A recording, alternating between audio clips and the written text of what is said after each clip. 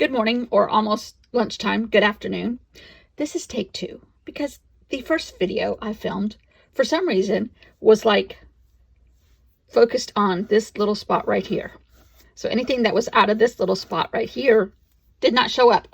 I don't know what I had on the setting. I don't know. But I did one of my favorite ones. It's ivy. And I took some store-bought ephemera, not this one,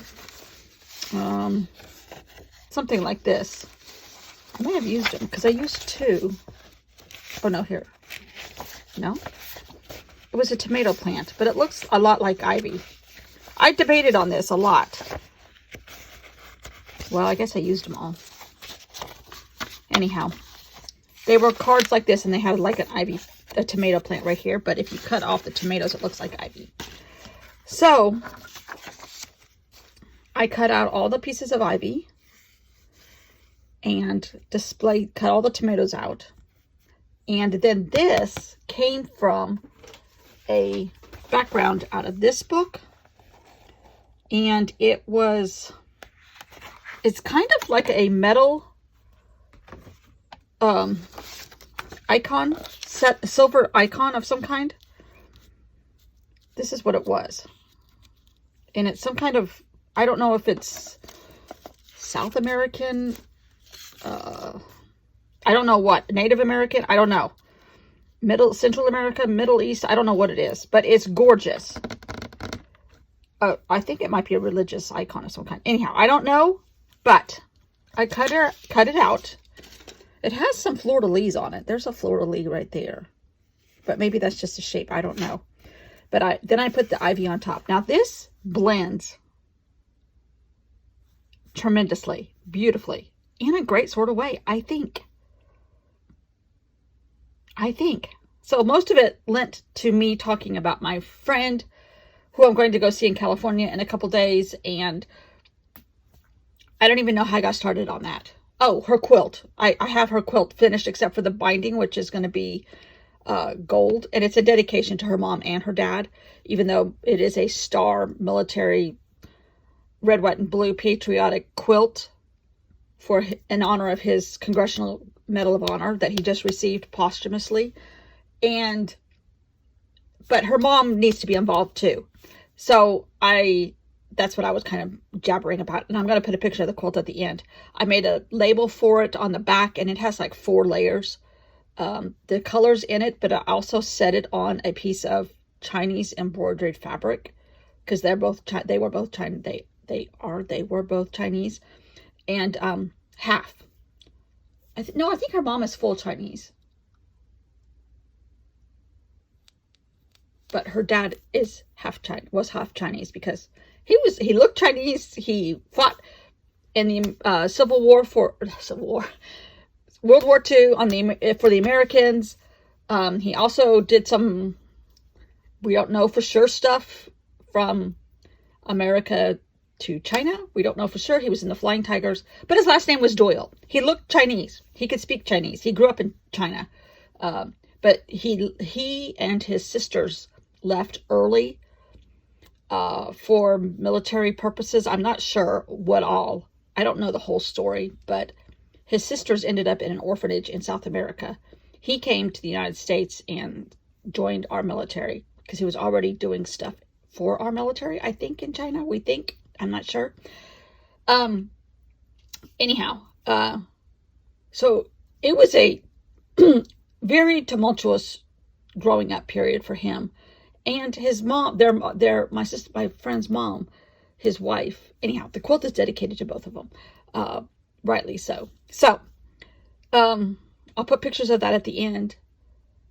And yeah, when she went to New Orleans, my friend went to New Orleans in April and received the medal for her dad. One of the guys from the General so-and-so from the military said, that's because this was in commemorating the Chinese Americans that fought for our country in World War II that were not allowed citizenship yet, but they've still fought for our country. So the people that gave them, all of the recipients of this gold medal, were Chinese. And they all had like Wong, which was her mom's maiden name, and Lee and that kind of stuff, last names. And then there comes my friend's dad's last name, Doyle. He goes, that's the most Chinese name I've ever heard. And it's funny because part of the time he was stationed at Wright-Patterson in Dayton, Ohio, which is where my mom and dad were and where they got out of the military and where I was born. We left like 3 years later, but that's amazing that he was there. Not the same time though. No. But just how our paths have crossed as kids.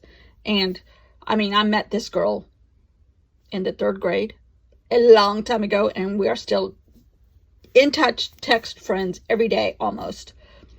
I've been out there a lot in the last couple of years as her mom aged, and her mom was amazing to me. Her dad died when we were in the 6th grade, so I don't remember her dad a lot.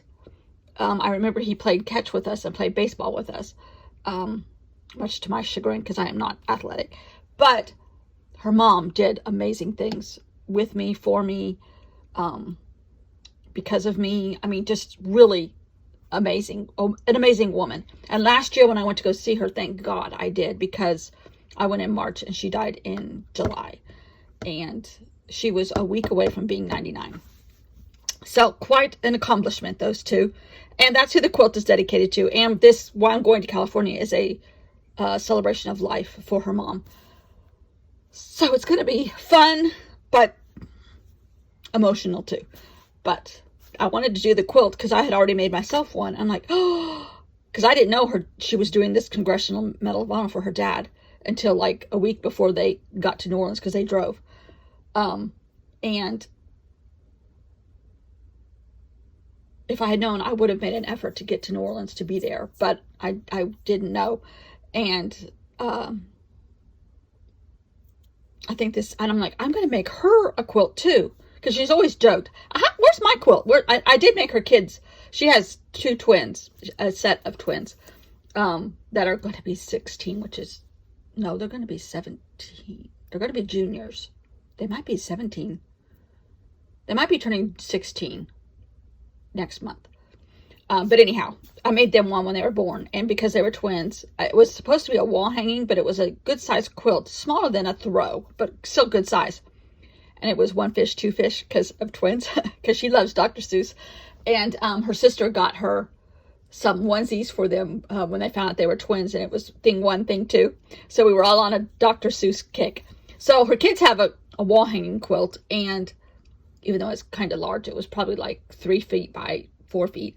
But, and it was all fabric that I hand dyed and cut out fish and appliqued them on top, and really kind of cool, except that she didn't realize it was an art piece, and she washed it, so some of the stuff ran. But whatever, because the dyes were not meant to be going in the wash machine. But anyhow, this time I will tell her, don't wash this, because there's a lot of a deep dark red, and red does not do well in the wash machine, no matter how safety precautions they put on it. But anyhow, so, okay, sorry, my camera took control of me and did something funky, so you don't get to see me making this.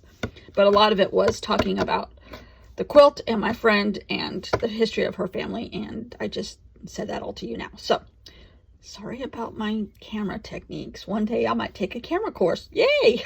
Thanks for watching. Bye.